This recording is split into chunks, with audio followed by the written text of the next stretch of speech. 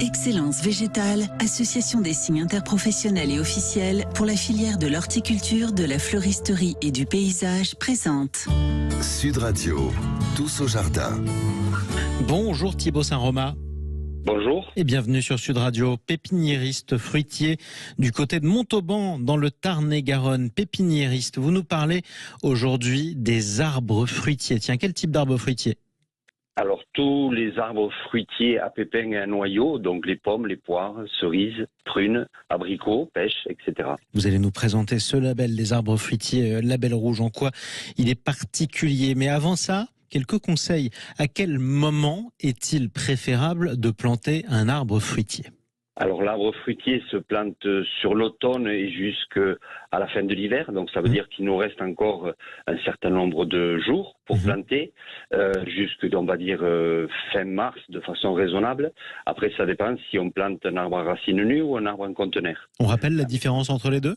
Alors l'arbre à racines nues, donc c'est un arbre qui ne peut être arraché que quand il a perdu ses feuilles, donc au début de l'automne, et qui doit être planté là d'ici le 15 mars, on va dire. Alors qu'un arbre en conteneur, on ne touche pas au système racinaire, donc on peut le planter beaucoup plus tôt et beaucoup plus tard, ce que l'on trouve de façon très très courante dans les magasins spécialisés. Alors quand vous dites que les arbres fruitiers peuvent se planter encore en ce moment jusqu'à, on va dire encore pendant un mois, quelques semaines du moins, ce sont tous les arbres fruitiers ou il y en a certains qui se plantent à des périodes différentes ?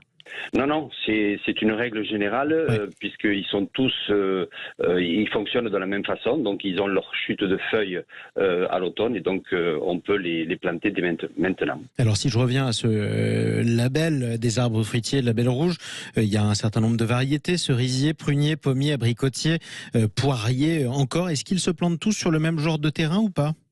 Alors, disons que il faut regarder au niveau du terrain, d'adapter. Après, c'est vrai qu'il y a des espèces qui sont plus ou moins sensibles à l'humidité, par exemple. Mais dans le cadre justement de nos sélections de label rouge, on a fait un choix de porte-greffes qui sont des passe-partout, on va dire, et qui sont adaptés à la majorité des situations. D'accord, ça veut dire que ça peut être planté aussi bien à Montauban chez vous que par exemple du côté de Strasbourg. Oui, parce que de toute façon, souvent on dit une plante qui est élevée dans le sud, on peut pas aller la planter dans la moitié nord de la France, mais la France est grande, mais pas avec des différences importantes.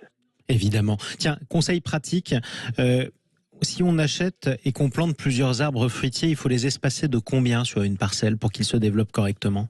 Alors, on va dire 3 à 4 mètres si on peut. Après, il faut voir la forme de l'arbre que l'on plante, soit une forme basse qu'on appelle un gobelet ou une forme un peu plus haute qu'on appelle une demi-tige. Alors, parlons maintenant de ce label des arbres fruitiers. Label rouge, c'est quoi justement leur spécificité ?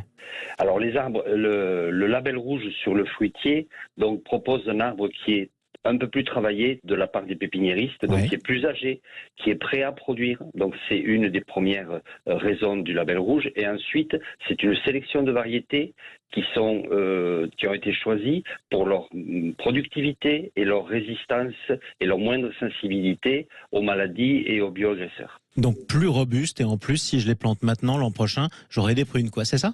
Voilà, ça ira beaucoup plus vite. Alors, il y a des espèces qui sont plus ou moins rapides en mise à fruit, mais le but du jeu, c'est que ça aille le plus vite possible pour celui qui les plante. Exactement, et que ce soit beau surtout, et que ce soit bon surtout, qu'on puisse avoir des tartes ou alors des confitures. J'espère que vous en avez aussi chez vous, mais en même temps, c'est votre métier, c'est normal. Tout à fait. Merci beaucoup, Thibaut Saint-Romain. Je vous en prie. Et belle journée à vous. Bon courage aussi à tous les pépiniéristes fruitiers. Vous étiez du côté de Montauban dans le Tarn-et-Garonne. On ne devrait jamais quitter Montauban, surtout sur Sud Radio. Tout de suite, on quitte le jardin, mais on retrouve le garage. Sud Radio, tous au jardin. Avec Excellence végétale, association des signes interprofessionnels et officiels pour la filière de l'horticulture, de la fleuristerie et du paysage.